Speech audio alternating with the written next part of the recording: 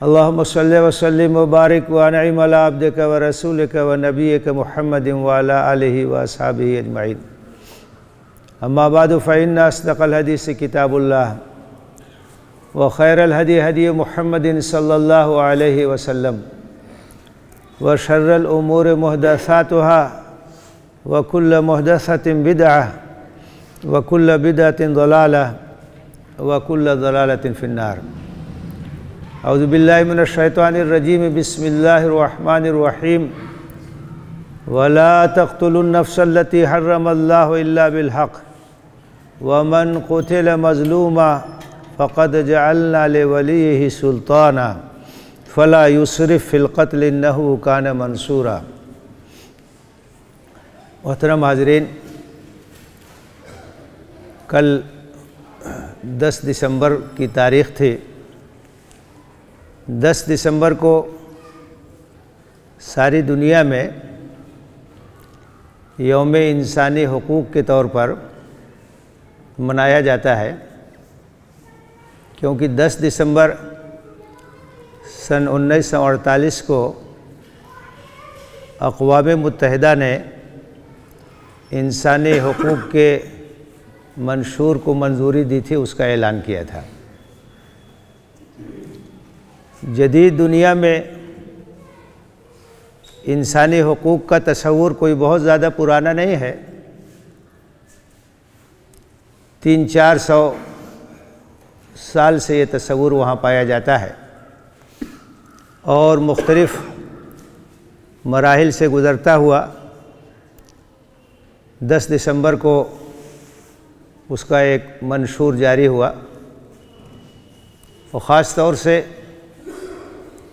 जो जुल्म और जबर की कैफ़ियत थी और जिस तरह से हुकूमत की तरफ से भी और जो कलीसा का निज़ाम था उसकी तरफ से भी आवाम मज़ालिम का शिकार थे, उसके नतीजे में इंसानी हुकूक़ का मसला ज़ेर गौर आया और एक मंशूर का ऐलान हुआ। लेकिन अगर हम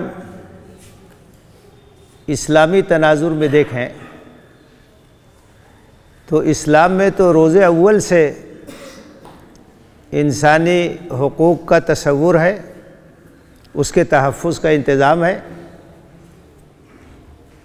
हज़रत आदम अलैहिस्सलाम का जो वाक़या उनके बेटों के ताल्लुक़ से सूरह माइदा में ज़िक्र किया गया है, वहाँ आप देखिए कि एक बेटे ने दूसरे बेटे को, अपने भाई को कत्ल किया और वो इस सरज़मीन पर पहला कत्ल था, इंसान की जान पर हमला, जबकि जान का तहफ़्फ़ुज़ ये इंसान का एक बुनियादी हक़ है।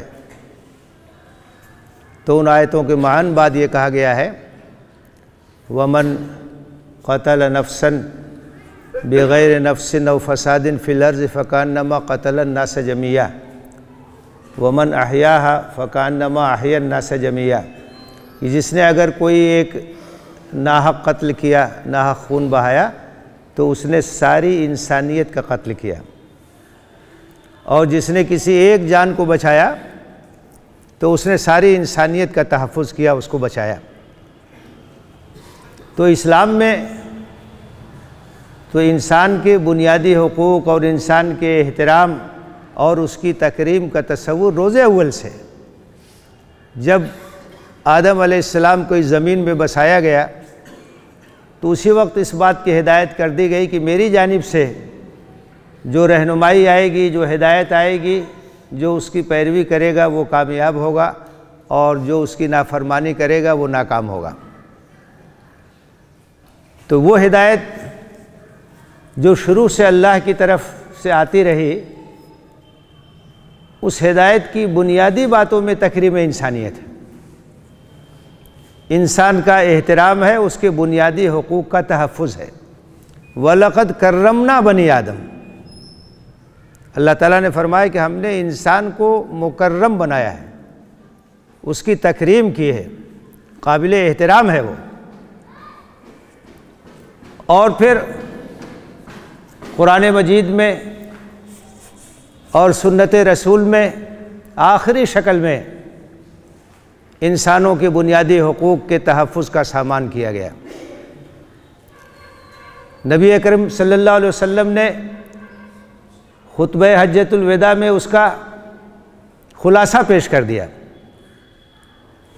वो इंसानी हुकूक़ का एक मुमताज़ चार्टर है, एक ज़बरदस्त मंशूर है। तो इस्लामी लिहाज से कोई नई चीज़ नहीं है, बल्कि बरोज़ अव्वल से मौजूद है और तमाम अंबिया की तालीमात में, तमाम आसमानी किताबों में इसके तहफ़्फ़ुज़ का ज़िक्र है। जो बुनियादी हुकूक़ इस्लामी नुक्ते नज़र से इंसान को हासिल हैं, जिनकी हिफाजत की जानी चाहिए, उसमें सबसे मुक़द्दम और सबसे पहले जान का तहफ़्फ़ुज़ है। इंसान की जान की हिफाजत का बंदोबस्त, उसको जीने का हक़ है, और उसकी ज़िंदगी पर अगर कोई नारवा हमला होता है तो ये एक बहुत बड़ा जुर्म है। इसलिए आप जानते हैं कि इस्लाम में क़िसास का कानून है कि अगर कोई नाहक किसी का खून बहाता है तो मक़तूल के वरसा को, उसके वली को यह हक़ है कि वो क़िसास का मुतालबा करेगा, जान के बदले जान। अन्नफ्सो बिन नफ्स, जान के बदले जान। वला तक़्तुलुन नफ्सल्लती हर्रमल्लाहु इल्ला बिलहक़, कि ये जान जो मोहतरम है, जिसको अल्लाह ताला ने मोहतरम करार दिया है, इसके ऊपर कोई हमला न करे, नाहक किसी का खून न बहाए।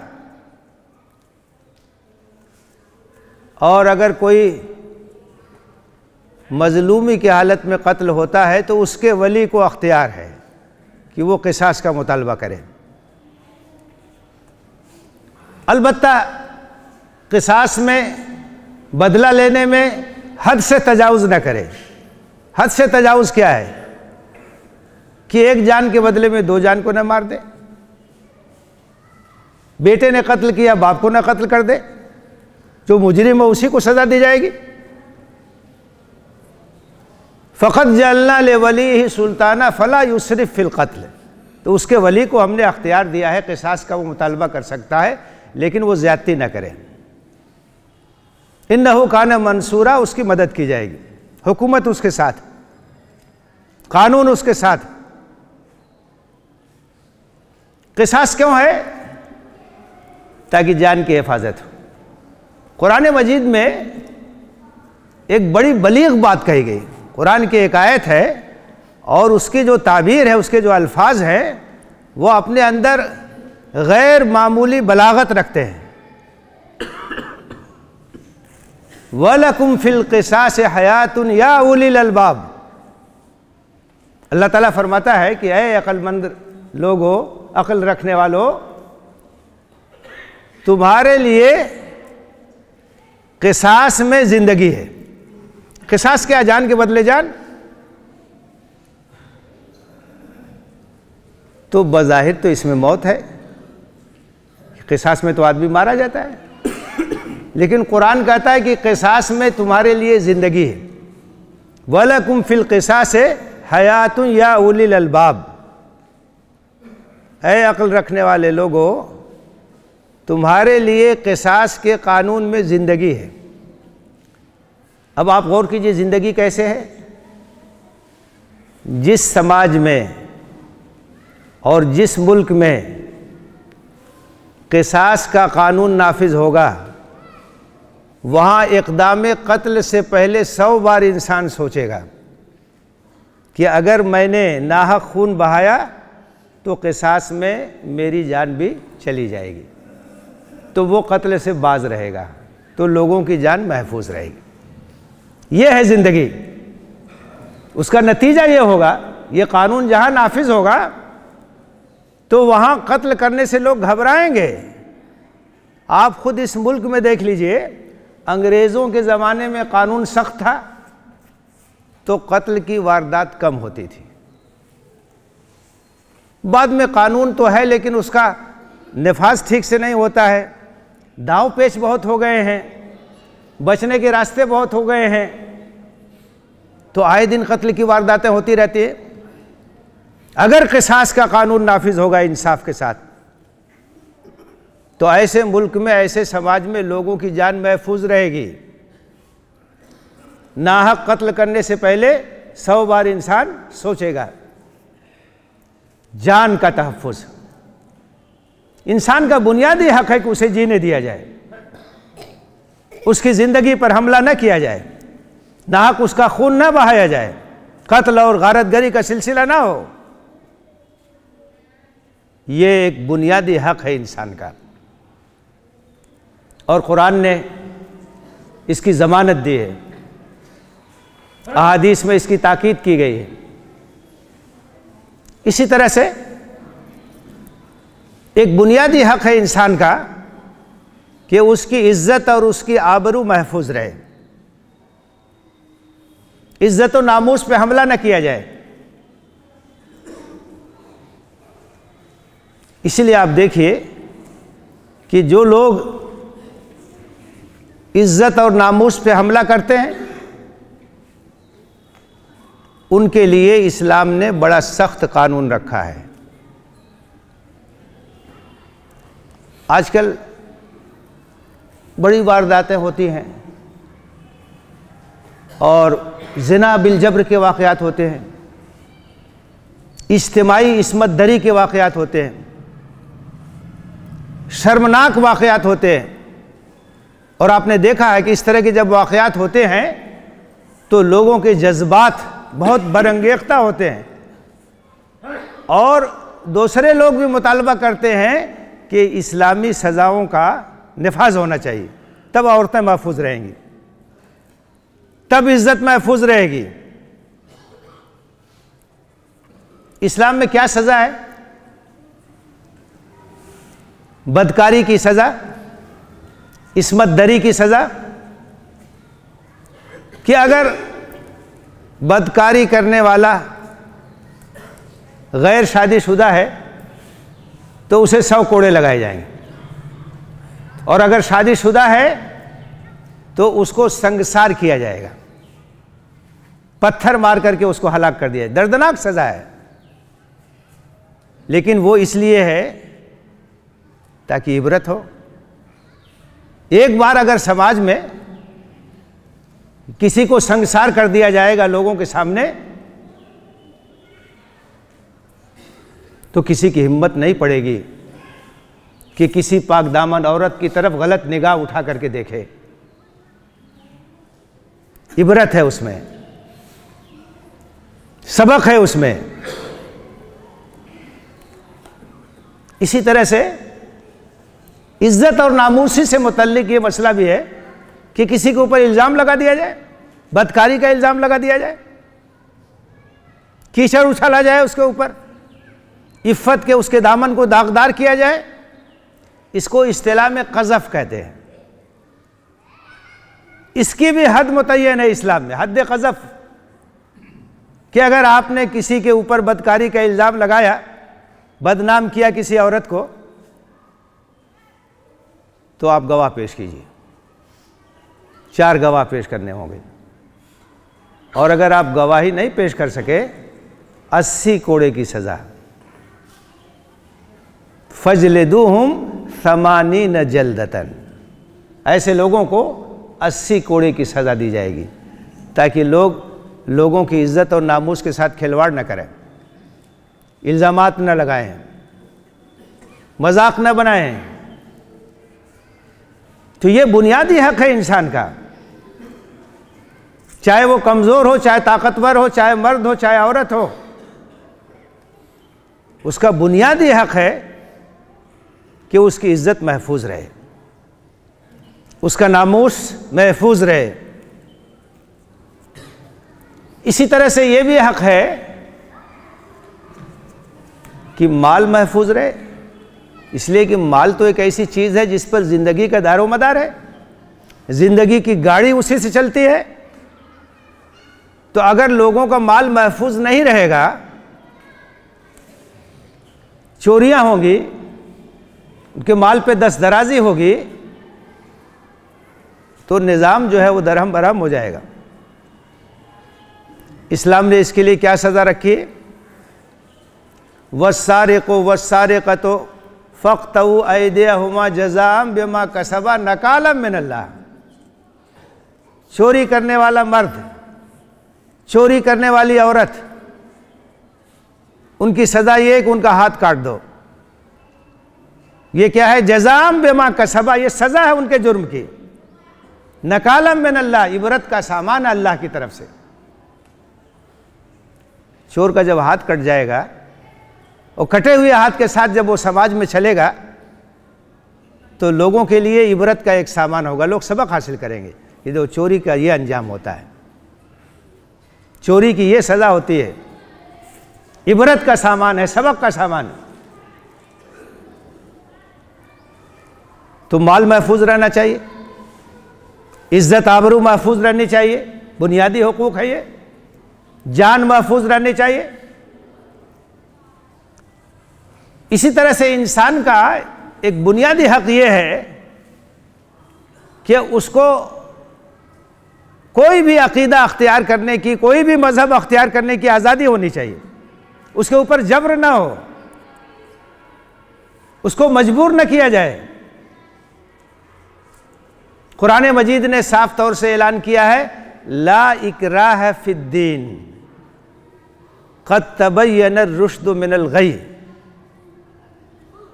दीन के मामले में कोई जोर जबरदस्ती नहीं है। किसी को जबरदस्ती कोई मजहब कबूल करने पे मजबूर नहीं किया जा सकता। ये इंसान का हक है, उसे अक्ल हासिल है, शऊर हासिल है। वो अपनी मर्जी से, अपनी आज़ादी से जो अकीदा चाहे अख्तियार करे, जो मजहब चाहे अख्तियार करे, किसी को मजबूर नहीं किया जाएगा।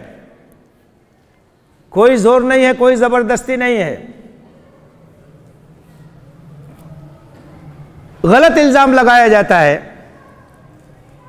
कि तलवार के बल पर लोगों को मुसलमान बनाया गया। मुसलमानों ने तलवार उठाई, लेकिन किसी को कलमा पढ़वाने के लिए तलवार नहीं उठाई, जुल्म और ज़्यादती को ख़त्म करने के लिए तलवार उठाई, लोगों को इंसाफ दिलाने के लिए तलवार उठाई, जालिमाना हुकूमतों को ख़त्म करने के लिए तलवार उठाई, लोगों की ग़ुलामी से निकाल के अल्लाह की ग़ुलामी लोगों को पहुँचाने के लिए तलवार उठाई। लेकिन कलमा पढ़ाने के लिए कभी मुसलमानों ने तलवार नहीं उठाई। इस्लाम इसकी इजाज़त नहीं देता है, क्योंकि मजहब और अक़ीदे का ताल्लुक़ इंसान के दिल से होता है, और दिल तो इत्मीनान से बदलेगा, जबर से नहीं बदल सकता है। कोई इकराह नहीं, कोई ज़ोर नहीं है, कोई ज़बरदस्ती नहीं। तो ये इंसान का एक बुनियादी हक है कि उसको अक़ीदा अख्तियार करने की इजाज़त होनी चाहिए, और मुख्तलिफ पाबंदियों के ज़रिए उसकी इस आज़ादी को मुख्तलिफ पाबंदियों के ज़रिए से जकड़ना नहीं चाहिए। आजकल मुख्तलिफ क़वानीन के ज़रिए से इंसानों की इस आज़ादी को सल्ब करने की कोशिश की जा रही। इंसान बाख्तियार है, कोई भी मज़हब अख्तियार कर सकता है, यह भी इंसान का एक बुनियादी हक है। और इसी तरह से बुनियादी हुकूक में से इस्लाम ने यह भी दिया है इंसान को, जिसको कहते हैं आज़ादी इजहार राय। अपनी राय का इजहार कर सकता है, इस पर कोई पाबंदी नहीं हो सकती है, उसको इजहार राय की आज़ादी है।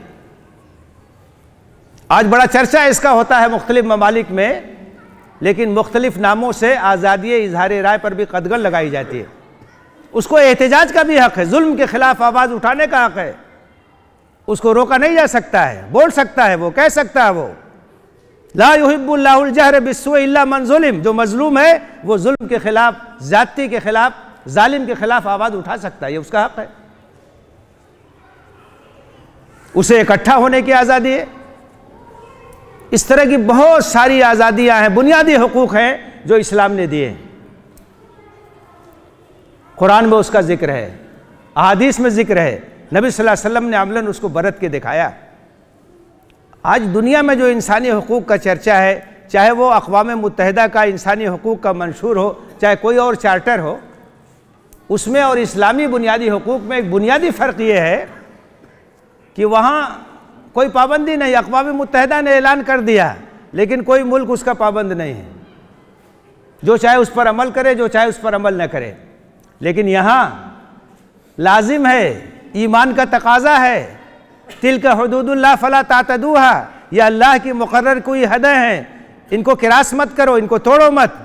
लाजिम है, ये पाबंदी करना है, यह अल्लाह का हुक्म है, रसूल का हुक्म है। ये एक बुनियादी फ़र्क है। और इस्लाम ने जो हुकूक दिए हैं उसका एक ख़ास पहलू ये है कि दुनिया में और जो कवानीन बनते हैं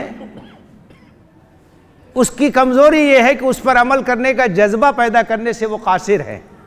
कोई चीज़ उनके पास नहीं है कि वो अंदर से आमादा कर सके कि इंसान उस पर अमल करे। इस्लाम जो कानून देता है उसके पीछे एक ज़बरदस्त ताकत होती है कि अल्लाह का कानून है, आखिरत में इसकी जवाबदेही करनी है, इसलिए इंसान उस पर अपने दिल की आमादगी से अमल करता है, तन्हाई में भी हो तो भी अमल करता है। ये जो आखिरत का तसव्वुर है, जवाबदेही का तसव्वुर है, इस तसव्वुर की वजह से उस कानून पर अमल करने का दाइया पैदा होता है, जज्बा पैदा होता है और एक ज़बरदस्त मुहर्रिक पैदा होता है। ये इस्लाम का एक इम्तियाज़ है।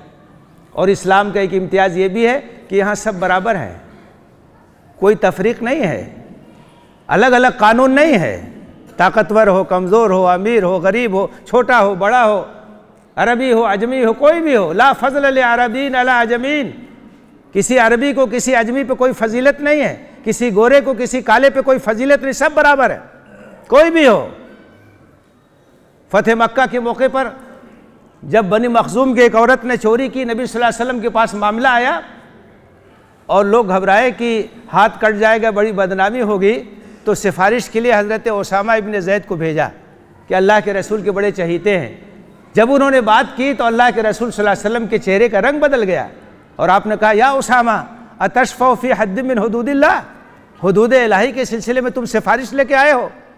इसी वजह से इससे पहले कि कौमें हलाक हो गई कि कोई अमीर आदमी चोरी करता था तो उसे छोड़ दिया जाता था, गरीब आदमी चोरी करता था तो उसके ऊपर हद जारी हो जाती थी। फिर आपने ऐलान किया कि उस ज़ात की कसम जिसके कब्ज़े कुदरत में मेरी जान है, मेरी बेटी फ़ातिमा भी अगर चोरी करे तो उसका हाथ काट दिया जाए। इस्लामी कानून और इस्लामी निज़ाम की खुसूसियत है, कोई फ़र्क नहीं, सब बराबर है, कोई ऊंच नीच नहीं, कोई भेदभाव नहीं। तो हमें ये वाक़फ़ियत होनी चाहिए कि इस्लाम ने क्या बुनियादी हुकूक़ अता किए हैं इंसानियत को, और इस सिलसिले में इस्लाम का क्या किरदार है, क्या तारीख़ है, और सिर्फ़ किताबों में नहीं है बल्कि अमल करके दिखाया है। अहद नबवी में, खुलफ़ाए राशिदीन के ज़माने में और उसके बाद भी मुस्लिम हुकूमतों के मुख्तलिफ़ अदवार में आपको इस तरह के वाक़यात मिलेंगे कि किस तरह से इंसानों के बुनियादी हुकूक़, यहाँ तक कि जो गैर मुस्लिम है, कोई भी हो, इंसानियत की बुनियाद पर ये हुकूक़ दिए गए हैं। ये इस्लाम का एक इम्तियाज़ है। हमारे नौजवानों को, हमारे तलबा को इस मज़मून का मुताला करना चाहिए, इस टॉपिक पर उन्हें तैयार होना चाहिए, ताकि कहीं अगर बातचीत हो, इंसानी हुकूक़ की बात हो, बुनियादी हुकूक़ की बात हो, तो आप सर ऊँचा करके बता सकें कि ये इस्लाम का इम्तियाज़ है कि उसने रोज़े अव्वल से इंसान के बुनियादी हुकूक़ का तसव्वुर दिया है और उसके तहफ़्फ़ुज़ की तदाबीर अख्तियार की है। और इस्लाम की तारीख़ इस सिलसिले में शानदार है। आज भी अगर आप चाहते हैं कि इंसान के हुकूक़ का तहफ़्फ़ुज़ और उनकी हिफाजत हो तो इस्लाम की तालीमात को अपनाना होगा और इस्लाम ने इस सिलसिले में जो तालीमात दी हैं उनको आम करना होगा। अल्लाह से दुआ है कि हमें ख़ुद भी इंसानी हुकूक़ के एहतराम की तौफ़ीक़ दे और इस सिलसिले में इस्लाम की जो तालीमात हैं उनका तारुफ़ कराने की, उनको फैलाने की तौफ़ीक़ दे। आमीन। व आखिरु दावाना अनिल हम्दुलिल्लाहि रब्बिल आलमीन। अक़ूलु क़ौली हाज़ा व अस्तग़फ़िरुल्लाह ली व लकुम अजमईन फ़स्तग़फ़िरूहु इन्नहु हुवल गफ़ूरुर रहीम।